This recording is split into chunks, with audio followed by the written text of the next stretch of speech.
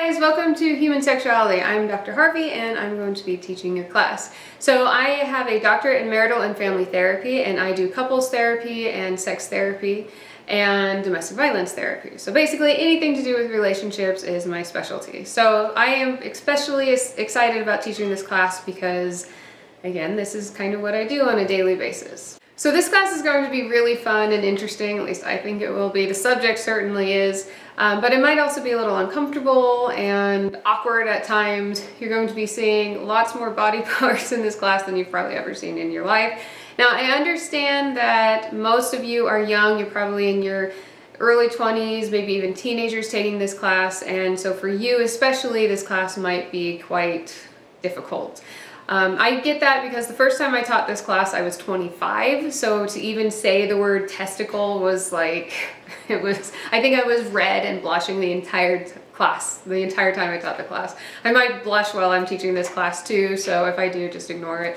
So I am a modest person. Talking about sexuality openly does not come easily to me. So if that is who you are, then don't worry. I empathize, I get it, and we'll make it through this class, all right?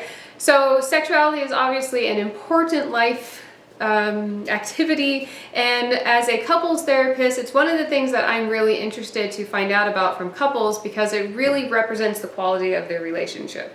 So good sexuality is important on so many different levels. Not only is it just a fun hobby, but it actually can enhance your marriage. Now, if you are having sex outside of marriage, that is a whole nother psychological effect. So we're going to talk about the difference between sex in a marriage, sex out of a marriage, and sex in all sorts of different scenarios, sex by yourself. So there's lots of ways to do sex. One of the questions that I get asked a lot by students is, am I normal? And the short answer is, yes, you're normal.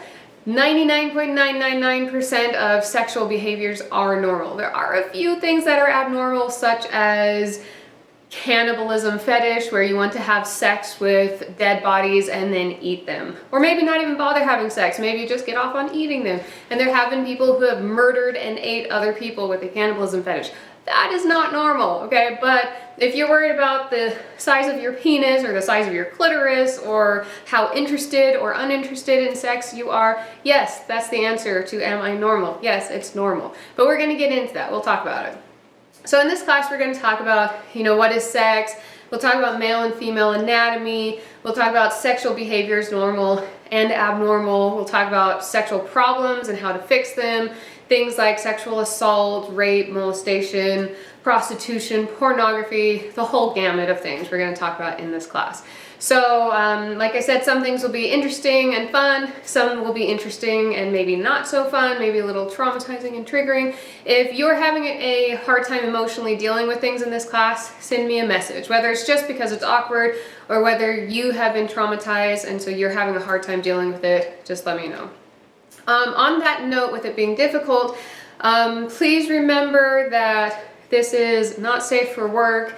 You don't want to be studying this class in, at work in your office and your boss sees it. You may not want to study it when your parents are around, although I would suggest you talk to your parents and make sure they're on board with taking this class, because you don't want them to walk into your bedroom and there's like a blown up picture of a vulva, on your computer screen and your parents freak out at you. Okay, so talk to them about it and just let them know that you're going to be looking at a lot of stuff in this class, some of it even maybe borderline pornographic, and they might be a little bit upset. So just keep that in mind, all right?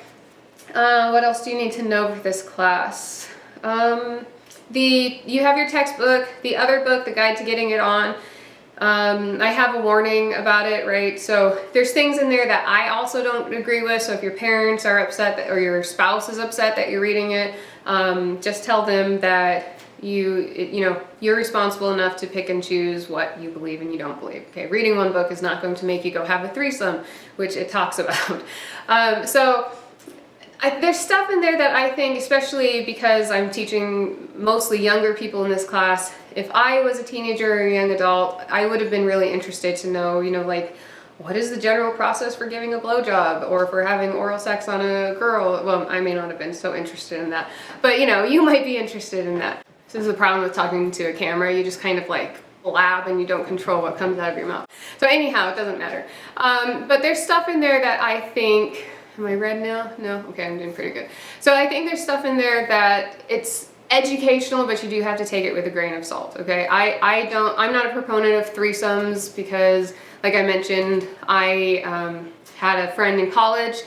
She actually went to Victor Valley College, and she had a threesome with her husband and another girl, and I just watched their marriage deteriorate after. They had a pretty good marriage before, and then it just totally deteriorated after having a threesome. So I think there's problems with that. Pornography, we'll talk about that. There's problems with casual sex. These are all things that are mentioned in the book, and they're kind of, I don't know if I'd say they're mentioned positively, but they're certainly not really couched negatively. But it does not represent my or the college's personal views, okay? And I think you're smart enough to figure out that just because you read, you know, a 5-page chapter about threesomes, that you shouldn't necessarily go out and have a threesome. So anyhow, I think I've talked about that enough. What else in this class? I think that's probably pretty much it. So if you have any questions, just let me know. We'll get into the first chapter next. So that's basically just casual introduction into what is sex, how have our sexual attitudes come about historically as well as in current modern society. So if you have any questions, let me know, and otherwise I hope you enjoy the class and learn a lot.